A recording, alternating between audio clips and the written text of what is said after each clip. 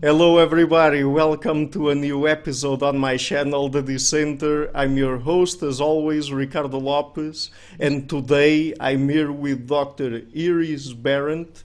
She's professor of psychology at Northeastern University in the US. Her research examines the nature of linguistic competence, its origins, and its interaction with reading ability. She is the author of the book The Phonological Mind. She will also be releasing a new book in the near future called The Blind Storyteller. So, Dr. Barron, thank you a lot for taking the time to come on the show. Sure, thanks for inviting me. Oh, it's my pleasure. Okay, so I would like to start by asking you, because I guess that perhaps most people out there who are not familiar with the field don't really know what linguistics is about. I guess that most lay people, when they get exposed to this term, they think that people are just studying perhaps how grammar from different languages work and how to talk and write correctly and things like that, but that's not really the case when it comes to linguistics nowadays as a scientific discipline, right? Right, so when you're a linguist or a psycholinguist and you go to a cocktail party, so you see that people totally don't understand what you're doing, and there are all kinds of misconceptions about what this is all about. So, one thing that people immediately ask you is, oh, you speak lots of languages, or, oh, you know how to speak correctly, right? So there's this misconception of the study of language as being a catalog of all languages and all words and all sentences, or the language police, meaning, this is how you speak correctly and this is how you don't speak. And this is totally not what it's about. So, of course, knowing how languages work and obtaining data from different languages is helpful, but that's not the goal, and that's not the question. Rather, this is means for an end, and the end is to understand language as a human capacity. So the question is really what capacity of the human mind and the human brain allow you and me to communicate in a way that animals do not. So, an example that I often give is, my daughter, Alma, and we used to have a cat that was called Leah. She's no longer with us, but they both came to us at about the same time, when Alma was really little. And they stayed for about, 17 years together, and with quite significant differences in this experiment, because Alma learned how to speak a language, Leah never did. And the enterprise in the study of language is to understand the reason for the difference. So why Alma acquired language and why Leah did not. What explains the differences in their capacities. Mm-hmm.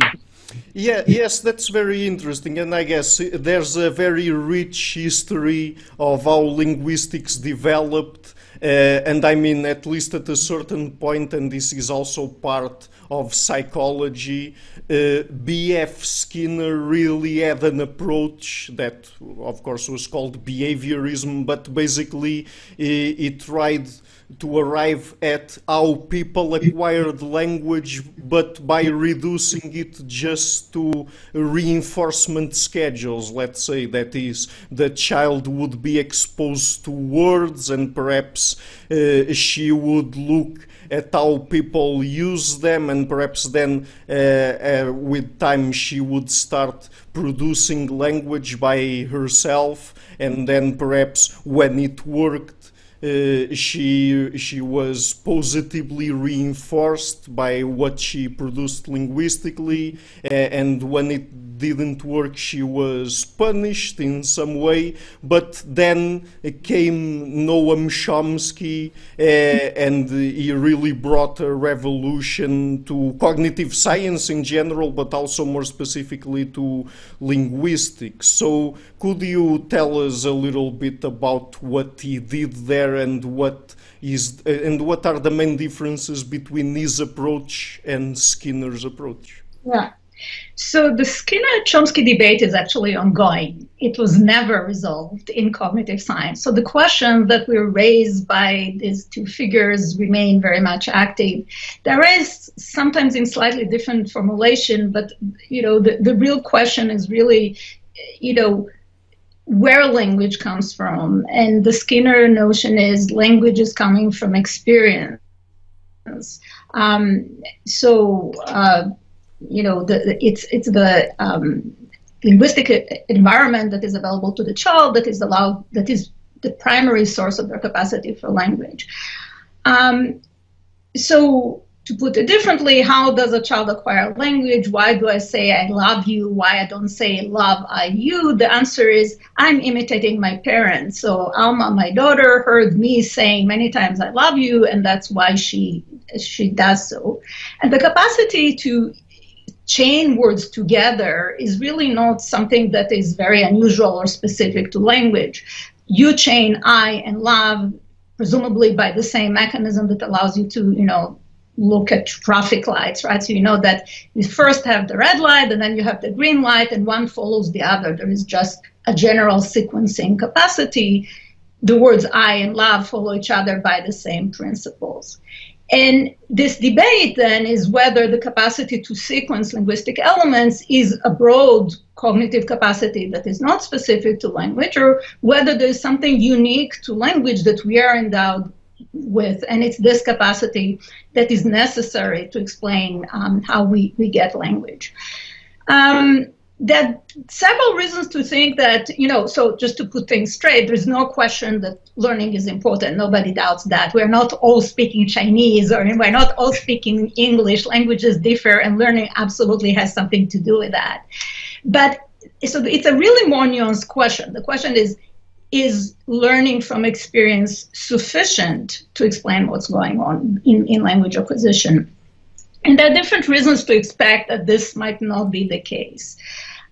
One situation in which this becomes very clear is when you look at what happens when children are not exposed to a language. And this is, in modern times, this is evident when you have deaf children who are reared by, loving, supporting families who are not deprived them of anything, but because the parents are not speaking a sign language, they are simply unable to provide them with sign language that the child can process.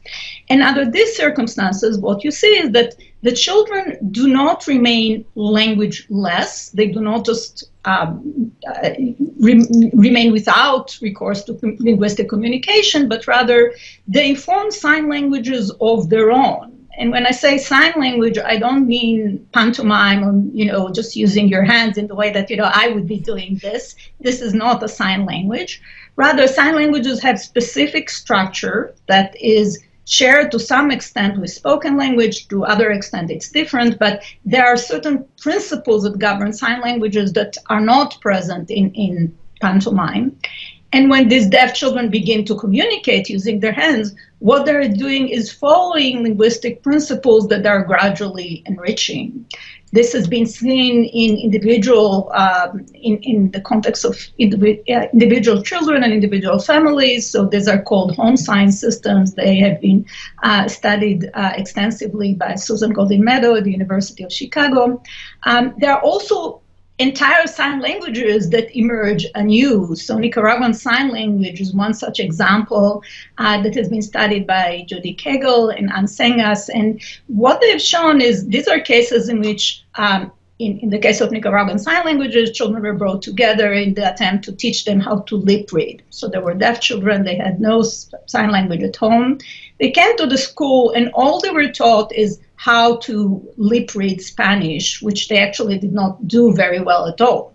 But what happened is the children were brought together, and when you bring children together, they start communicating with each other, and they start communicating with each other using their hands, using manual sign language. And it turns out, again, that when linguists looked carefully at what the children were doing, what they saw is that a language is born anew, which is demonstrably different from, gesturing and pantomime, and that suggests that there is something inherent to the child that brings this capacity.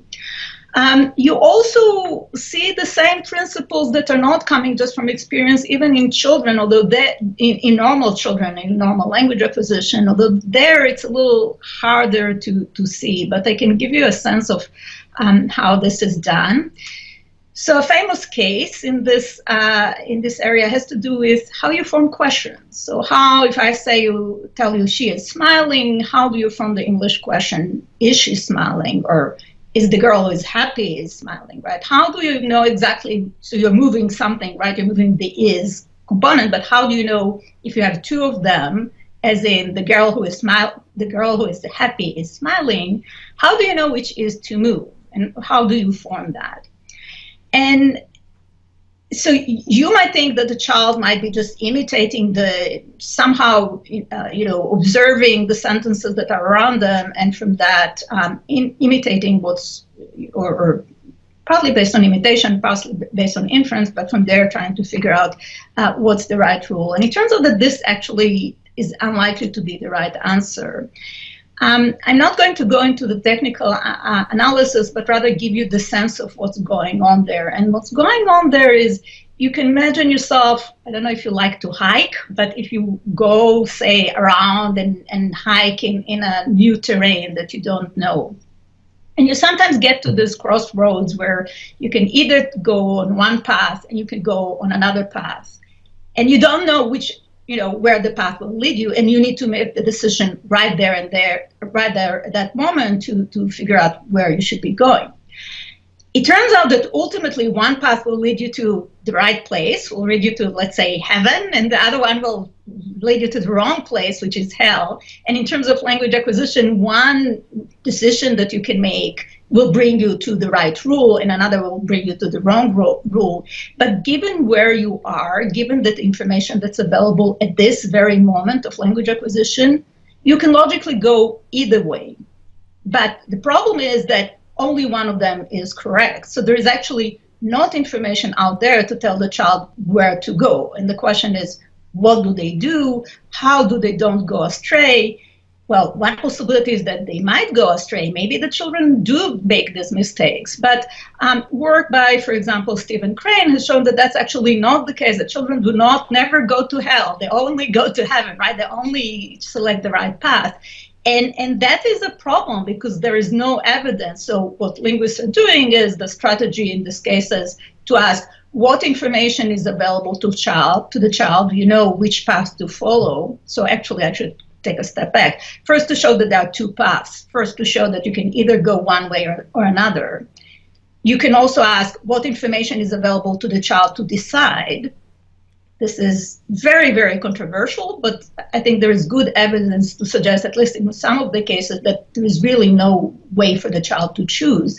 And then to ask what the child actually is doing.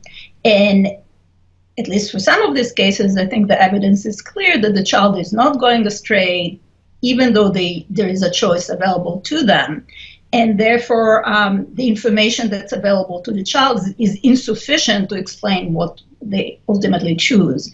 So another way to put it is to say that the information that's available to the child is poor. That is Chomsky's argument from the poverty of the stimulus, as it's known. He's saying there's no way that the child can just imitate what's going on, what's available to them, because if they did that, they would get to hell, to the linguistic hell, so to speak, and they don't. Mm-hmm. Yes, and it's also the case that, parents and people around the child also don't formally instruct them in terms of the language. That is, they are not taught by their parents in formal ways in how to speak the language, right? Yeah, no, this is absolutely true, and that's, I'm sorry if I might have kind of jumped a step ahead. Yeah, no child ever gets, grammar lessons about how you form questions. So at no point is the child told, move the auxiliary of the main clause, this is not how language acquisition is going. The problem, though, is much worse than that. So obviously it's the child that needs to make some inferences about what the right rules. Everybody agrees on that. even if you grant the child this capacity to make this inference, so the notion is the child has this really complex tacit capacity. It's not an explicit rule. The child can never tell you what are the rules of syntax. But there is something in the child brain that allows them to infer rules of language of which they are totally unaware. Nobody has ever taught them the rules. Nonetheless, the question that was raised by Chomsky and it wasn't by Skinner, because Skinner thought it makes no sense to talk about rules in the first place. But by, in modern time, that is raised by modern empiricists and modern rationalists like Chomsky is, okay, we know that the child is doing that all tacitly. All this miracle, everybody agrees that this is going on. The question is, given that the child has this inferential capacity, what information drives it? And one possibility is there is this big linguistic data out there that the child simply needs to mine using mechanisms that are not specific to language. And if you do that, you'll get the right rules.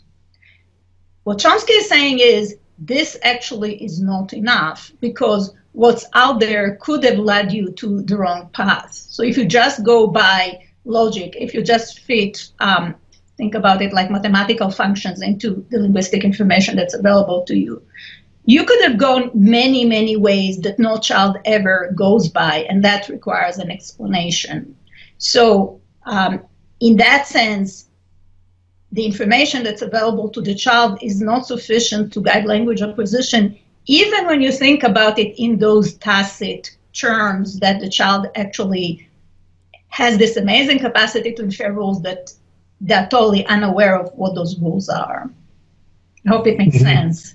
Yes, it makes sense. And I would just like to ask you, just to clarify this a little bit more for people who are not really familiar with this subject. So, since Chomsky, are we also considering in linguistics the innate components of our cognition that are specifically dedicated to language acquisition? Is that the case? Yeah, absolutely.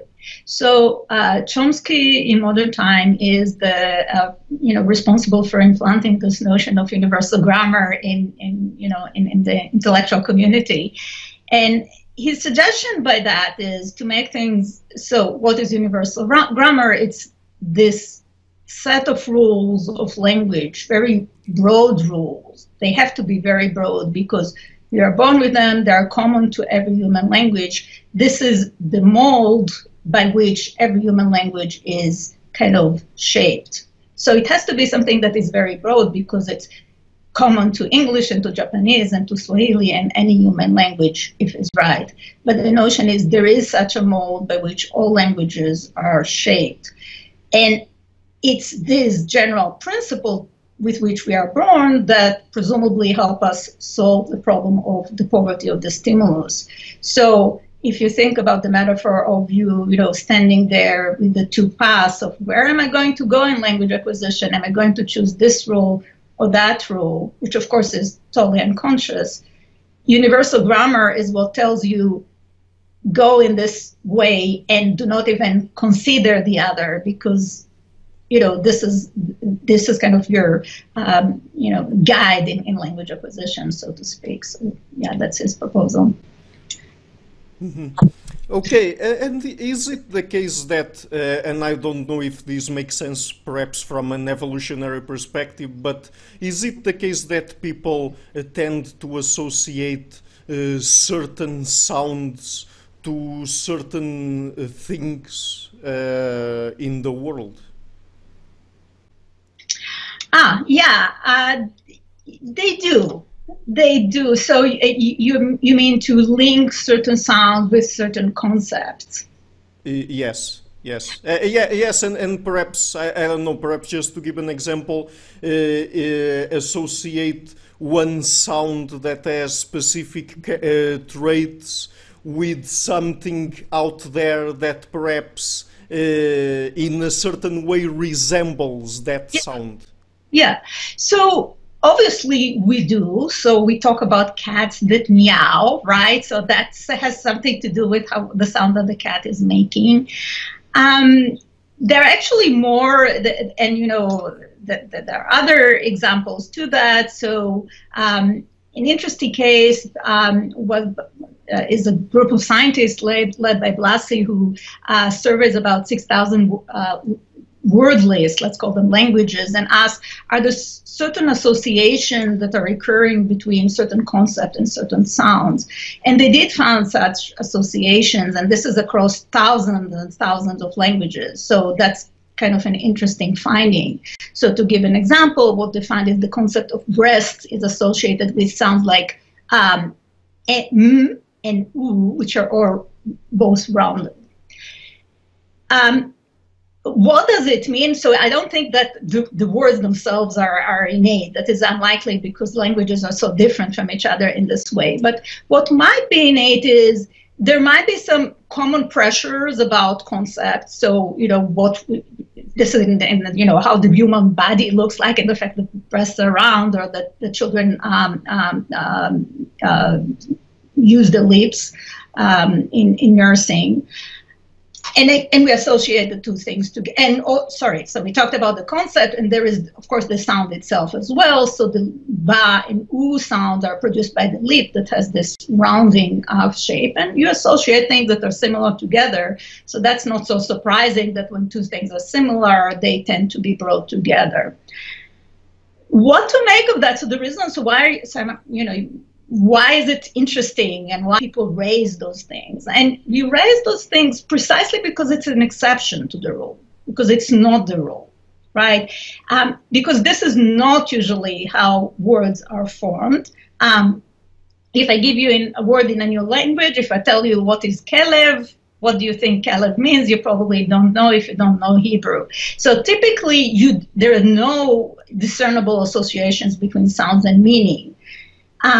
Why? Because typically the link between sound and meaning is arbitrary, and it's the power of language to do that. So it's the power of language for me to use this totally crazy sound combination, kelev, and in so doing implant a concept in your brain, right? And that's really an interesting, unique capacity of language.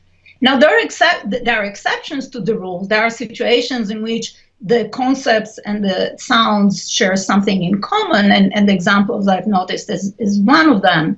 But I think that's actually what's more interesting is this powerful capacity to link sounds and meaning even when they have nothing in common, which that I think is really the more interesting capacity of language that I think is really, to me, actually is much more surprising.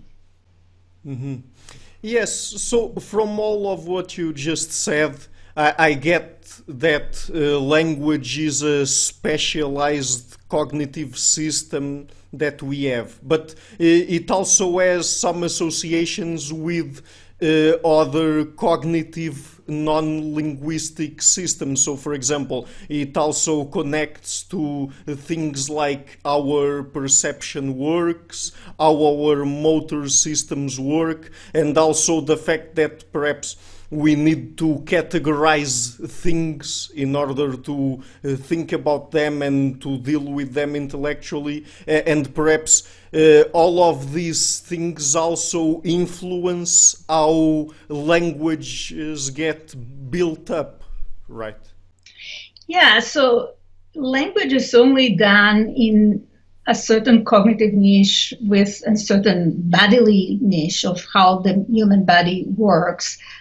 What my work specifically is about phonology, which is probably where you see this tension between language and the body, more clearly than any other domain. So, phonology has to do with how we, in the simplest terms, express words using elements that are themselves meaningless. So the fact that, to express the word God, you're expressing that by sequencing 3 different sounds, And you become aware of that by the fact that if you were to change the order of the sounds, you'll get a totally different word. So if, instead of God, you'll get dog, for instance, right? Just by changing the sequence. And phonology is telling you how to sequence those sounds, why certain sequences are okay and why others are not. Dog and God are both equally good sequences in English, but you can think about others that are not. So gda would not be a good sequence in English. It would be perfectly fine in Hebrew, for instance. So the question is, what are the constraints on those sequencing? And this is where the link with the body, with the sensory and motor system becomes very evident. And in fact, if I asked my, most lay people, why do people think that gda is bad, they would immediately say, of course, it's really hard to articulate. So it's not a linguistic rule. It's not an abstract notion that prevents you from putting those sounds together, but it's directly the articulatory motor system that is kind of driving the car there. So it's not an abstract rule that prevents us from putting those two sounds together, gda, actually three, right? But rather it is the fact that we just can't articulate that. Of course, I just show you that you can, right? So, but the argument can be more nuanced. So maybe it's harder for us to articulate it, and that's why we don't say it together. And what I've been doing in my work is try to adjudicate between these possibilities. And here I think it's kind of important to keep in mind that the fact that you might have these kind of two pressures, there is the pressure of language and there is the pressure of the body, that does not necessarily mean that it's one or the other. So it may well be the case that the design of language during evolution has evolved to abide by those bodily pressures. So it could very well be the case that the restrictions on gda, why this is not a great combination, have some distant motivation in articulation, but the direct cause of those restrictions remains the language system. So you can think about it as kind of a two-step process in which evolution has designed the grammar in a certain way, designed universal grammar rather in a certain way. It favored languages that are going to abide by the restrictions of the body. But the direct reason why you're going to tell me that gda is a bad sequence may not come necessarily from your articulation system, but rather from those abstract rules. Now, this is an empirical question. You can go to the lab, do experiments, and find out which one is the right answer. How? Well, one way is you can disrupt the motor system. So there is this technique that is called transcranial magnetic stimulation that allows you to deliver current to specific areas in the brain.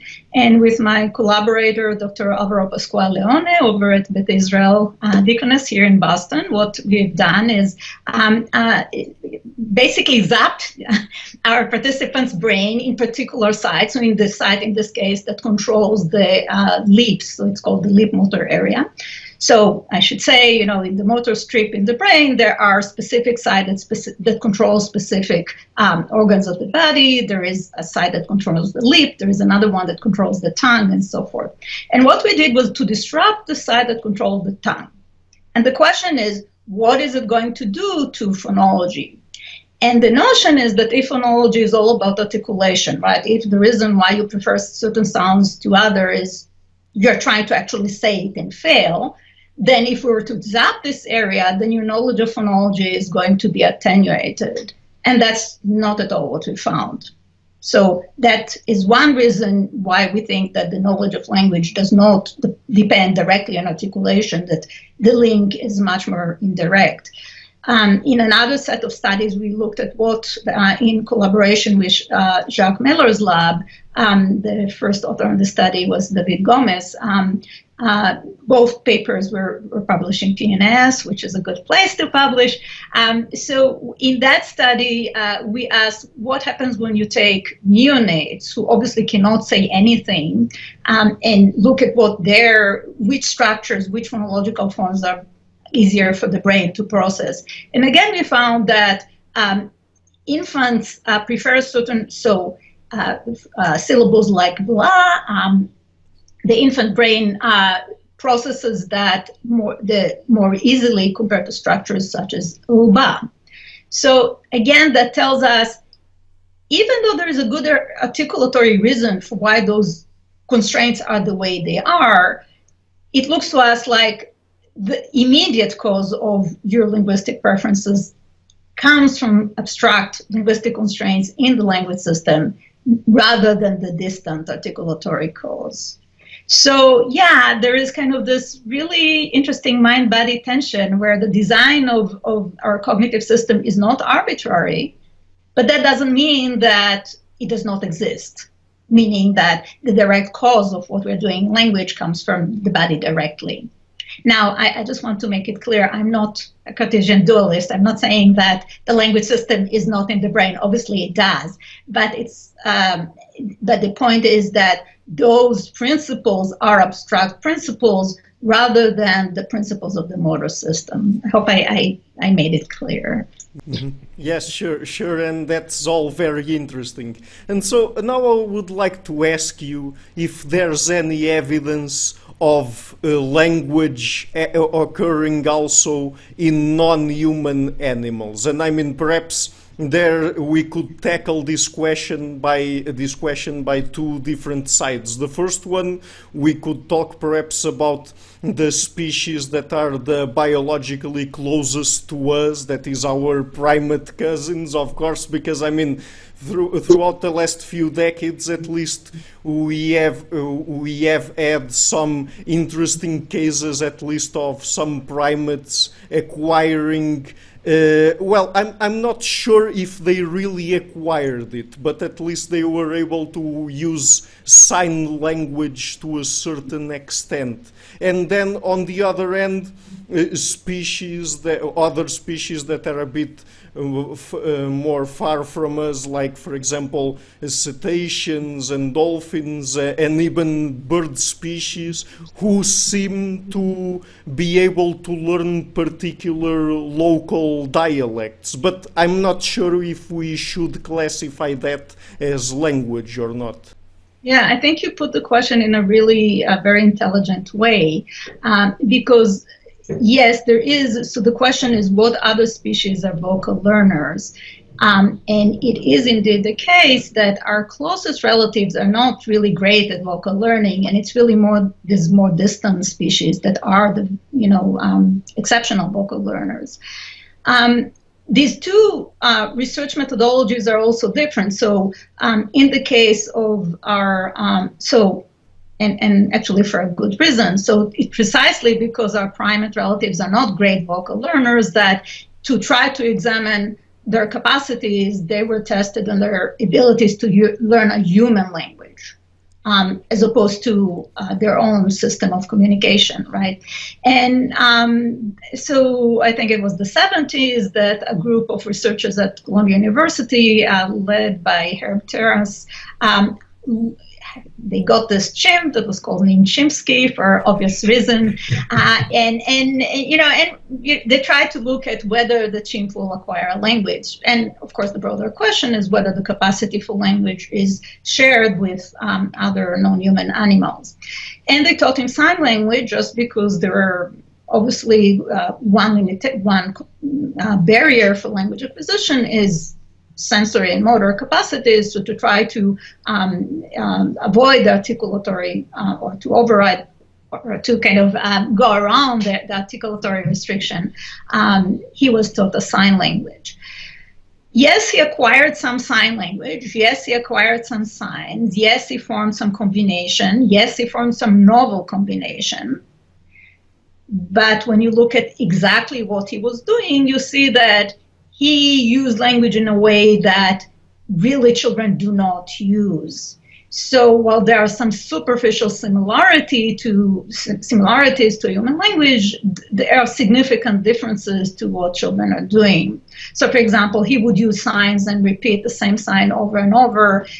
It would be akin to me saying, big boy, boy, boy, boy, or something, or, give me, give me, give me, and in that way generate these super long sentences, which human children do not do. So it's one of those cases where the presumed achievements kind of question the capacity more than they affirm it. In the case of birds and and dolphins and whales, this is actually very interesting. So, and there in those situations, what one typically looks at is the natural system of communication in that in that species, and tries to define this species. And there one finds really rich systems of communication, which have some similarities to human language. So, for example, let's say similarities, not identities. So, one really interesting case by my colleague Evan Balaban, who looked at swamp sparrows. So, it turns out that swamp sparrows in New York and swamp sparrows in Minnesota both share the same vocabulary, so to speak. They have the same notes, so the same specific elements. But they combine them in different ways. So if we call them 1 and 6 for the two different notes, one species is doing 1-6, and the other is doing syllables like 6-1. So it's a little bit similar to blah versus uba in the example I gave you. And they communicate like this naturally. That's the natural system of communication. And when one looks at this rule more carefully, one sees that it's a really very broad rule. For example, you can take 1, stick any other note in the middle, and then stick the other note 6 at the end, and the bird would still consider it its language. So it's a very powerful system, and that's quite impressive.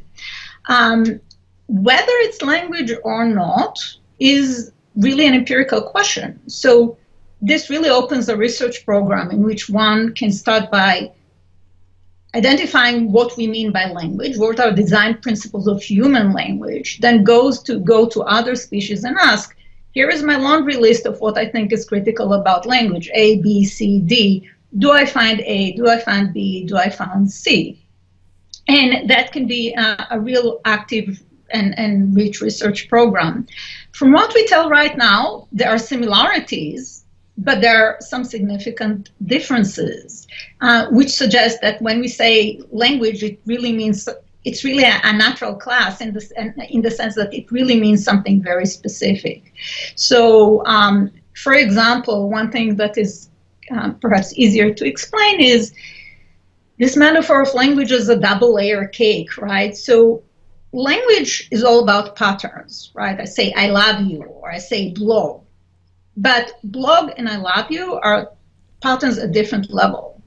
In blog, I'm taking sounds that are meaningless, elements that are meaningless. B has no meaning, L has no meaning, and I put them together to create one level, the word blog. When I say I love you, I take 3 elements that each has a meaning and put them together. So by this double layer cake, there is this patterns of meaningless elements and there is pattern of meaningful elements. What we do not do as humans is create sentences from individual sounds.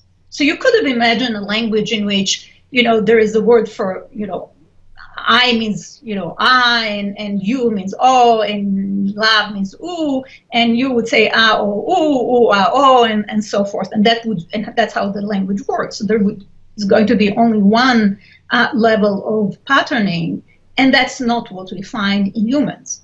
That here, however, is what we find in animals, and we don't know of any animal species that naturally communicate with this double layer communication cake. This is not something that we know of, and that suggests a significant design difference between human languages and non-human languages.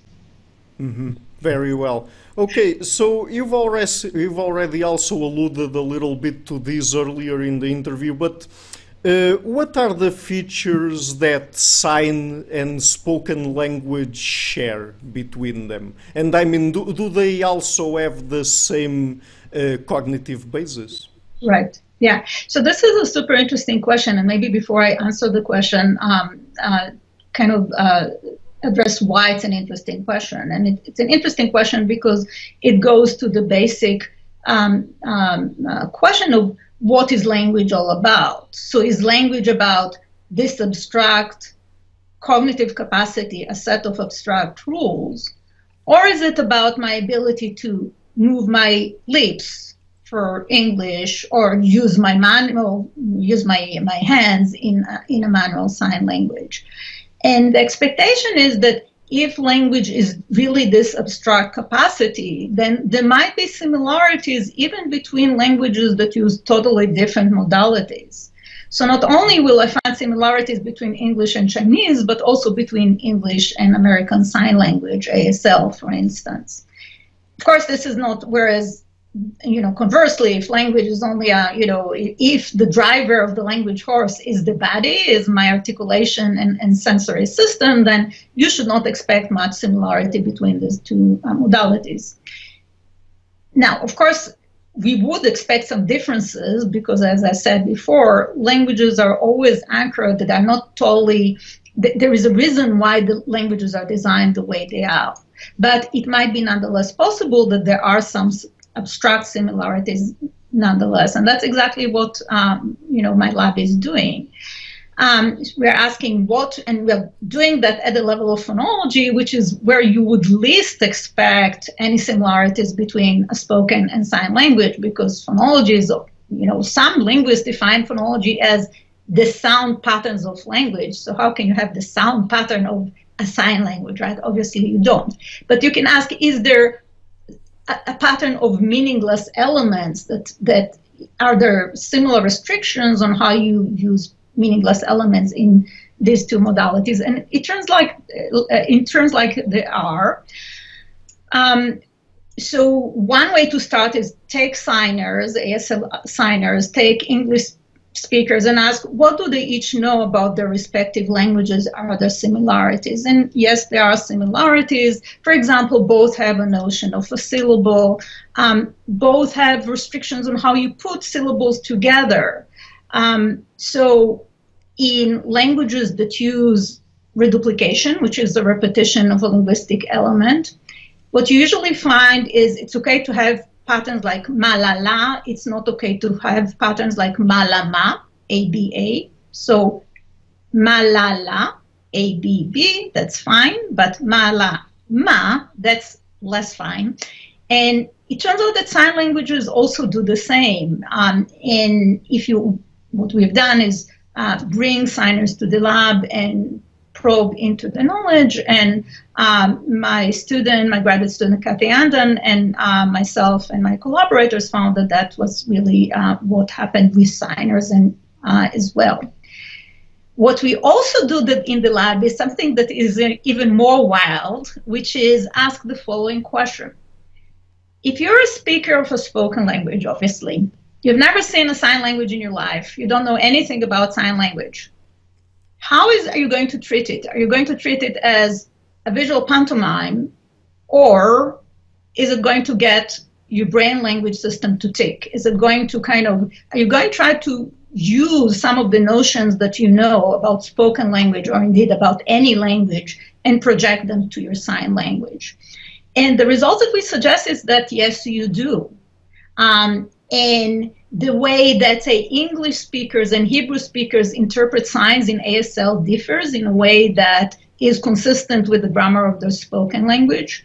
There's a little bit of technical detail to explain all the differences, all the concepts, but these conclusions, both from looking at signers and looking from what speakers do when they look at signs, suggest to us that what you know about phonology is not about spoken language, and it's not about sign language. It's about some very abstract principles. And some of those principles you can even project to a totally new modality. So if you think about it, if the principle that you have in phonology is about, is it okay to put ma and la together, or ma, la, la? Obviously, if I'm going to give you a sign that has three identical, ABB structure like that, this has no relevance to what you know. But if your rule has something about, for any X element, I can have identical element next to it. So I can have, X, Y, Y, but not X, Y, X. then it doesn't matter for you whether this element is spoken, whether the element is signed, because the rule, all it cares about is the abstract pattern, or you have two identical elements or two different elements, and it doesn't matter then if it's spoken or signed. And the fact that people project the rule in this way suggests to us that maybe these rules really have this really abstract format, even in phonology. Mm-hmm. Yeah, that is really amazing. So just before we get into the differences between spoken and written language, I just wanted to ask you a couple of more things about more about the developmental aspects of language acquisition. So just two quick questions. The first one, are there critical periods for language acquisition? That is, if the child goes through some chronological threshold without language acquisition, then she is no longer able to acquire it.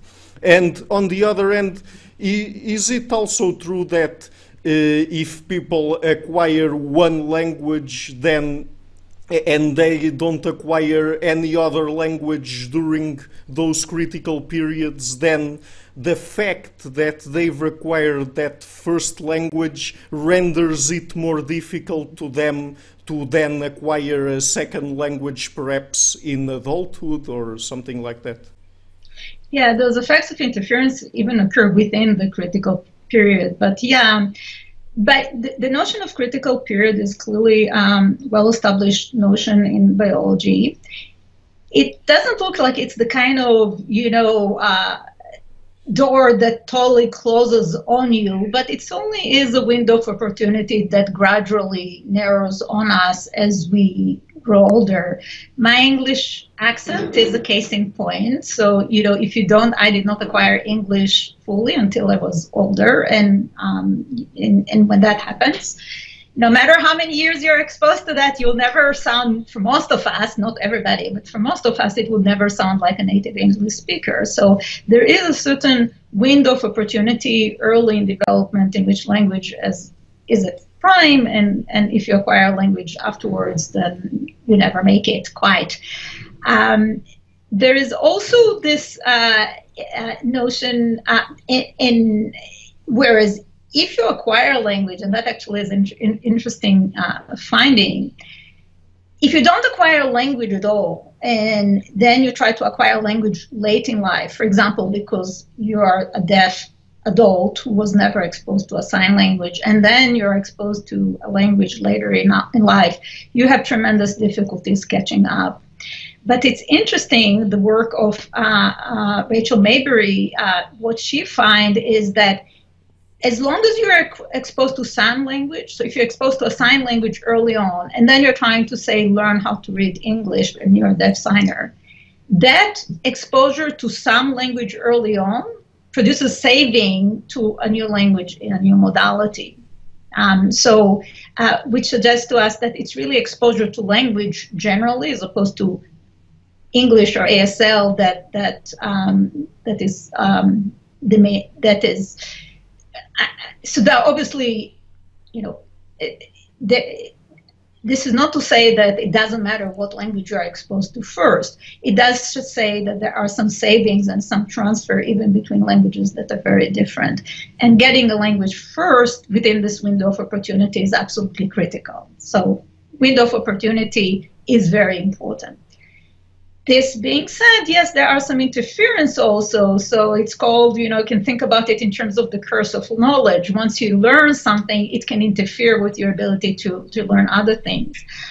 You can see that, even within the first year of life. So this is seen more at the realm of phonetic categorization. So we humans, when we hear speech, we tend to put it into buckets, so it's either ba or pa for us, or if you're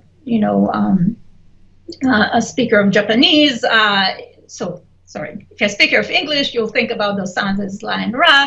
If you're not exposed to that, you gradually lose this capacity, and that begins to happen within the first year of life. So if you take the Japanese parents and present them with ra versus ra, they have difficulties with that. If you take their newborn baby and present them with the same sounds, they are perfectly fine hearing this difference.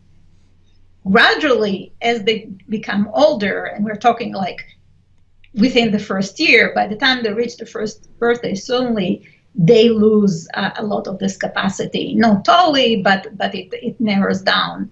So, which is probably due to the interference from the sound, similar sound in Japanese that they are familiar with. The reason why we think it's because of the curse of knowledge about what you already know is if you're presented with sounds that are very dissimilar to what you know already. So if you're presented with Zulu clicks, for instance, people are much better at recognizing this type of sounds, probably because there is no similar sounds in the language that would interfere with those sounds. So part of the problem is that what you know already is like a magnet. So if for you la and ra are the same sounds and you're presented with two different sounds and you're trying to kind of they're all pulled together into the same point, and it's hard for you to keep them apart. So yeah, some of what we know interferes, but biology and maturation certainly plays a role in that as well. And are there any interesting studies done perhaps on feral children that have also helped us tackle this issue of the critical periods to language acquisition or the necessity to being exposed to language during our development? Yeah, so people are aware of the reports of feral children, but I don't think that's necessarily, and feral children obviously had difficulties catching up on language if they were discovered late in life. I don't think from a scientific perspective, I'm not sure this is the best illustration because obviously those children got a lot of abuse. They have deprivation on multiple social, emotional levels. So when you get a situation like that, you really can't tell, is the child unable to communicate because they are lacking language or because of other reasons. It becomes a more complicated question. Not impossible, but complicated. The cases of Nicaraguan Sign Language we discussed earlier and home signs are much better examples because like the feral children, those children are deprived of language just because they're deaf. But they are raised by loving, supporting families, so they have no other deprivations. And then you can pinpoint and say, it is only language that is deprived. There is no other deprivation that you can point to, and then ask, so what happens to the language capacity in these individuals? Mm-hmm. Yes, that was what I thought, that perhaps studies done on feral children are really controversial because there are a lot of different factors going around there, and so that was one of the reasons why I wanted to ask you about that as well. So, and now about the difference between spoken and written language. Is it the case that it is much more difficult for us to acquire written language and we have to go through a period of formal instruction in order to be able to read and write because from an evolutionary perspective, I mean, written language only have existed for the last 5,000 years or so, right? Right, and it's not just a matter of time, but probably also of mechanisms. So, there is good reason to suspect that language is a human instinct, to paraphrase Steven Pinker, right? That we have language because we have a specialized capacity that is involved for that. It's shaped by biological evolution. For reading, there is absolutely no reason to suspect that reading is designed by evolution. There are many cultures that have no reading and writing systems, and they're doing just fine. So reading is a cultural invention. It's a technology. Think about it. If you know a word, right? If you know the word dog, what you learn is how to link this sound, dog, to a meaning. And once I say dog, this opens a safe in your brain and links the sound to this meaning. When you learn to read, you're learning a new code to open the language safe. And it's a code that was never, the language safe was never designed to work on this combination. The normal combination of the language system is phonology. It's when you hear phonology or when you sign phonology, right? Some kind of meaningless pattern, whether it's spoken or signed, that's what opens the door to your concept dog in your brain. It was never designed to work on spelling, but somehow we managed to find this additional kind of pathway to get into the, into our safe, and it's a totally a natural one, and it's one that children need to absolutely learn how to deal with. Mm-hmm. Yes, but I mean, even the written systems that we've developed, they are not completely disconnected from our phonological systems, correct? Yeah. So the first insight to understand is that language and reading are different, and they are not one and the same, and language is natural and reading is totally an unnatural system. This being said, you can ask, okay, is reading and writing totally unrelated to language, or whether there are similarities? And actually, then you're right to know that there are similarities. And in fact, it's interesting to know that when you look at how reading works, what reading is doing is really mimicking the same process of opening your language door that you do in speaking. What I mean by that is, when you speak, you're using phonology to open the door for dog, right? So if I tell you Caleb, now you know that it's this new sound combination that opens the same door for dog, right? When you read, you are also using sound in order to open the same door. You might think this sounds like a crazy idea, and indeed, most people, when they think about reading, they think about it as a visual process. So it's the same thing as you recognize, this, stop sign, traffic sign, you're looking at the visual form, you're associating it with meaning, and that's how you get it. But that's actually not how reading works. I'm not saying that you don't read using your eyes, obviously you do, but that's only the beginning. So what I mean is, when you see the word dog, what you're doing is you're getting the letters visually, no question about that. But then what you're doing is what in the States we called decoding phonics. So what you're doing is you're saying, okay, a D is a D, an O is an a G is an G. What have I got? It sounds like dog to me. Let's use the phonology key to open something, find, do I know this word in the lexicon? And it's this phonological, getting the phonology from scratch, from those letters, that opens the key to the lexicon.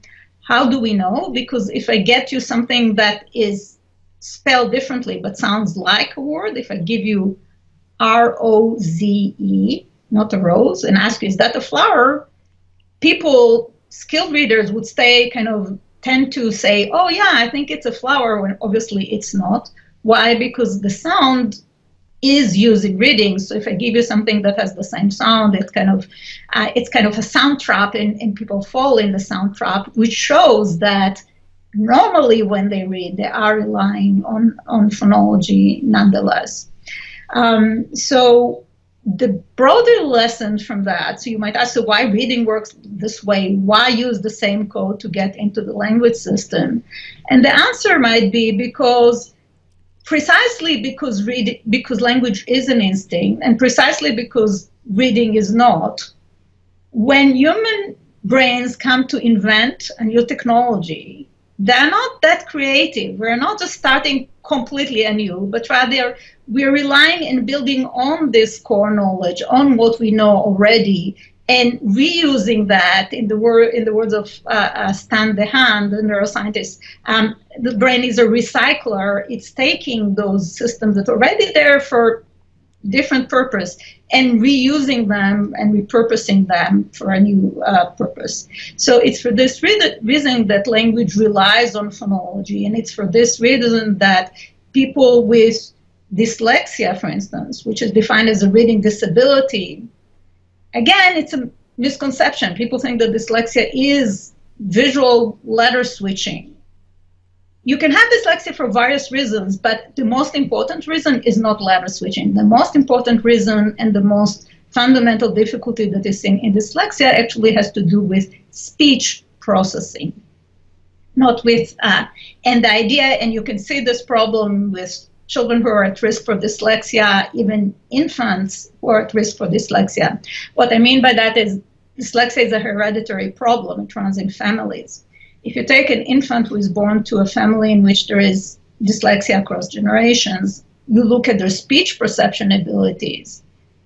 The person is, the baby obviously responds to speech, they can hear fine. But if you look at it very carefully, you see subtle differences. It's not quite normal. So obviously the child will know, if I say dog, they'll know what I mean. But the difference, say, between da and ta is not exactly the same as in hearing individuals. And because it's those same brain networks that are later supposed to support reading, it's not surprising that reading becomes really difficult to, for these children to acquire. So reading is all about language, speech, and phonology. Mm-hmm. Right. And so is there any evidence to support the hypothesis that the language we use shapes the way we think and how we perceive the world? And I think that originally this hypothesis was put forth by Sapir and Whorf in the Sapir-Whorf hypothesis. Yeah, indeed. Yes, there is evidence to suggest that. So just to clarify again, to restate the question, we talk differently, right? You speak Portuguese and I speak Hebrew, and each language is different. So say in Hebrew, if masculine and feminines are marked by different, so marked gender on nouns and on verbs. The question is, if I talk differently, do I think differently, and is that because of how I speak? So there are really two questions. If you and I talk differently, do we think differently? And can we further demonstrate that it's the talking that affects the thinking, or rather the the language that affects the thinking? So in our case, am I going to be much more sensitive to gender differences just because my language marks gender? That would be an example of that. Most people, when they think about that, they think about a really strong deterministic view that if your language does not have gender, then you won't be able to conceive of gender, right? Or something like that. Most of the cases are not like that. Most of the cases show, yeah, if you talk differently, you think slightly differently, but it's slight differences, meaning you might process certain concepts more faster than other, but it's not like you can't think about gender just because you don't mark gender in your language. That would be preposterous, ridiculous. That's not the case. This, however, does not mean that the strong Whorfian hypothesis is always wrong. So I want to emphasize it because there is huge literature on the Whorfian hypothesis, and there are many studies that show that how you talk affects how you perform in various lab tasks. But in most of those cases, it would be really strange to say that you can't conceive of these ideas, but rather, yeah, you can access them more easily than others, but it's not like a huge fundamental difference. Our minds are not incommensurable just because we talk differently. That's not the case. But there are a couple of cases, very limited ones, in which the strong deterministic hypothesis is actually true. And this is really amazing, and this is quite surprising, and that's why I wanted to share that with you. So one of those cases is number cognition, how we think about number. But it's always kind of a nuanced story, so I need to tell you a little more about that. So how you think about numbers. So the question there is, if you have no words for number in your language, if you have no word that means 3 and another word that means 4 and exactly 3 and 4, would you be unable to understand the concept of 4? It turns out it looks like that's really the case. So the evidence comes from 2 cases, and which are complementary. One case comes from the Pirahã, which is a group of hunter-gatherers in Brazil. They have words that mean roughly one and roughly two. It's in English, it's the concept of a couple. A couple, it took me a while to understand this concept, that it's not one and it's not two. A couple can be three. It doesn't necessarily have to be really two. And they think about one and two in this way. It's around one and it's around two, but they don't have these precise words for one and two as we do. When Peter Gordon from Columbia went to the Pirha together with Dan Everett and looked at the numeric capacities of the Pirha, they found that the Pirha can deal with numbers to some extent, but the way they deal with that is totally different from the way you and I think about that. So if the Pirha are presented with, say, 6 objects, and you ask them how many are there, on average, they'll get it around 6. But you and I don't get it around 6. We know that it's a 6. It's not 5, it's not 7, it's a 6. They don't have this concept. They don't have this precise concept of 6 as 6. Rather, they rely on other mechanisms that infants have, that animals have, but this capacity for 6 as such, they do not have, apparently. Now, given these results from the Pirha, one would say, okay, but they're hunter-gatherers. That's what Dan Everett, who works with this group closely, originally said. Okay, they just don't care about it. It's not like they can't do that. They don't want to do that. Their culture, it's the culture that doesn't care about this kind of distinctions, and it's because of the culture that they don't conceive of number. Given the Pirha results, that was a reasonable interpretation, except for it's wrong. It's wrong because subsequent research, again, Nicaragua comes to the rescue. So subsequent research has went to home signers in Nicaragua and looked at their numeric capacities. So I mentioned home signers. These are the situations in which kids grow in a loving, supporting family, but just they don't have sign language around them, and they have a form of communication that it has some aspects of language, but is limited. And in that particular case, it's limited in as much as it doesn't have words for specific number words as 1 and 2 and 3 as we do. Except for these Nicaraguan kids live in capitalist societies like we do, and they have all the reason in the world to develop numeric capacities. They want to engage in commerce, they want to make sure they get the right change, and so forth. So obviously they have all the pressures to develop language, to develop numeric cognition that is precise, and they don't. So given these results and the Pirha results, the most parsimonious explanation of what's going on here is if your language has no words for number, then you're not getting this precise numeric representation, which we call recursive number. And this is a profound effect of language on thought. There aren't many examples like that. There are a few more, but very few examples like that. But in this case, not having a notion of 6 and 7, it's a really big deal, and it looks like this requires language for that to emerge. Mm-hmm. Yes, the Pirha are a really interesting tribe, and they have been the source of many controversies, and I've heard Dan Everett at some point saying that they don't think about the future, and if I'm not mistaken, he even said that their language lacks recursiveness. That was one of the properties that Noam Chomsky included in his universal grammar, but I mean, I'm not sure to what extent some of his claims are really true or not.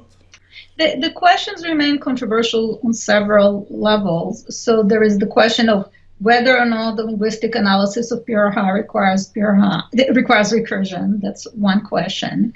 And more significantly, what does it mean about universal grammar? So I think that will get us to a long discussion of, but there are different formulations of universal grammar in which you can account for those facts. And those results, while very interesting and informative, if they're true, and I said this is controversial, if they're true, I'm not sure that would mean that we are lacking innate universal restrictions on language. There are other ways to capture those results. But I think this is, I think Dan Everett really is a service to the field that he documented those findings and raised the discussion. I do not agree with his interpretation. Dana Berent and myself had a really kind of heated debate on universal grammar and phonology. I think he's wrong on how he characterizes the language capacity. But I think that, it's a really healthy debate. Mm-hmm. Okay, so let's not get now into the Piraha, otherwise we would have to do another hour of interview. So, okay, so Dr. Berent, just before we go, could you please give us at least a small teaser of what your next book, The Blind Storyteller, will be about? Right, a teaser, I'll try to make it quick. So the book, this is a totally new research program, so I've always been interested in human nature, right? And what is our innate knowledge? Are there such things as innate ideas? Which is really the Platonian notion of, are there certain concepts and principles that you're born with? Is that at all a possibility, right? So I always looked at my work in language as a way to examine this broader question of innate ideas. And with the years that I've been working on that, I began to sense that people think this is a crazy hypothesis. And it's a crazy hypothesis not because, you can say, okay, there is no evidence to support universal grammar, or you have really bad experiments, or this is all fair game. I have no problem with that. I'm a scientist, we go to the lab and that's how we figure out things. But people think it's the hypothesis itself that is kind of crazy. It's not the lack of empirical evidence, it's the question itself that is strange.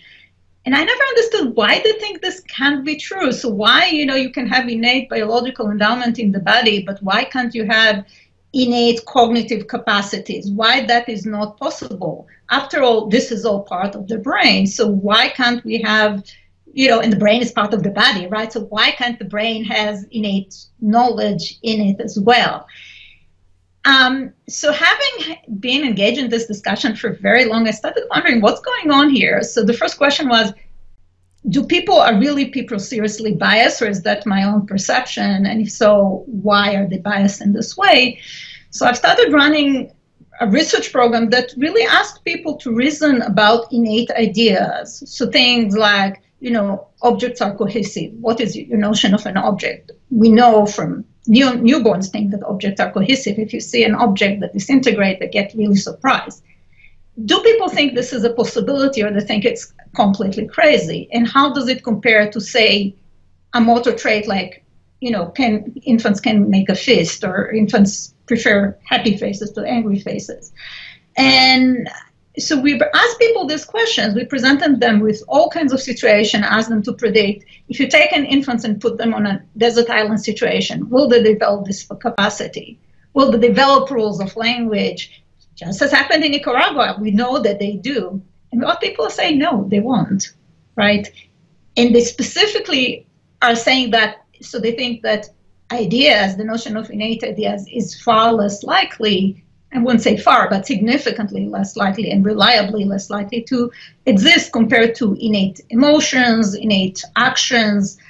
People don't find this possible. And in some of the experiments, we actually presented them with experiments that have been done. So we actually showed them with experiments that my lab has done with newborns, right? And asked them, tell us what will happen. Will the newborn have this capacity? And they say, no way, right? When it comes to innate ideas, but not so when it comes to say, happy faces, preference for happy faces.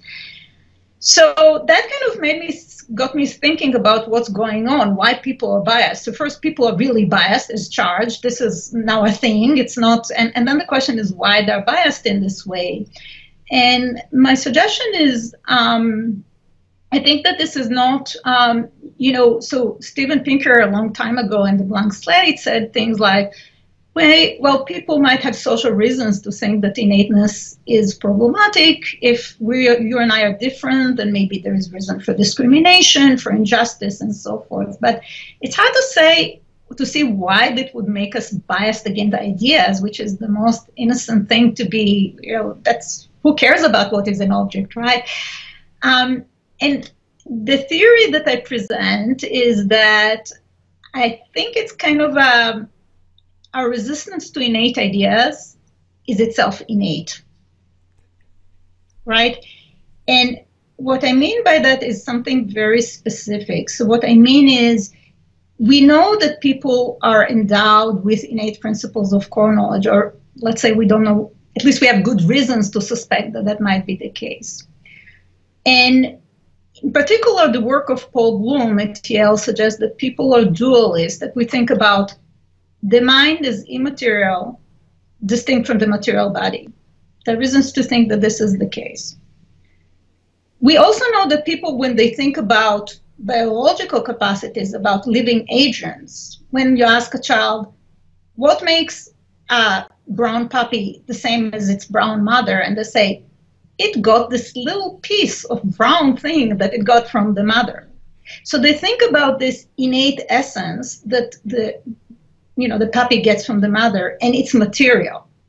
And that's critical because if for us, innateness requires a material substance, and if ideas are immaterial, then there is no way in which we can put those two things together. There's no way we can conceive of the notion of ideas as being innate.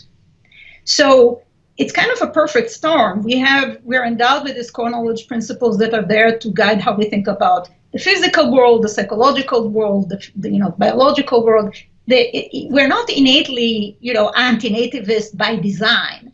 But if you put those three things together, this is likely what you get. And what the book is doing is explore. So we have actually run experiments that suggest that actually is true. And what the book is doing is first exploring this theory and also exploring its implications, because it bears really broad implications to questions about why are we crazy about the brain? Why people think that neuroscience is the solution to everything? Why people have problems with mental illness? How we think about our true selves? How we think about what happens when we die? It turns out that all those cases might be shaped by those innate principles of core knowledge, which make us blind to ourselves. So we are kind of in this predicament where we are born with these innate principles that make us blind to ourselves, and we're building all these stories about how our mind ticks, but we are not unbiased observers of our own psychological faculties. Okay, very well. And do you already know when the book will be published? As soon as it's written. So it probably be like another year or so, but the papers are getting out there, and I think it's an interesting conversation to be had. Okay, very well. So, Dr. Berent, I would like to thank you a lot again for taking the time to come on the show. It was a really fun interview.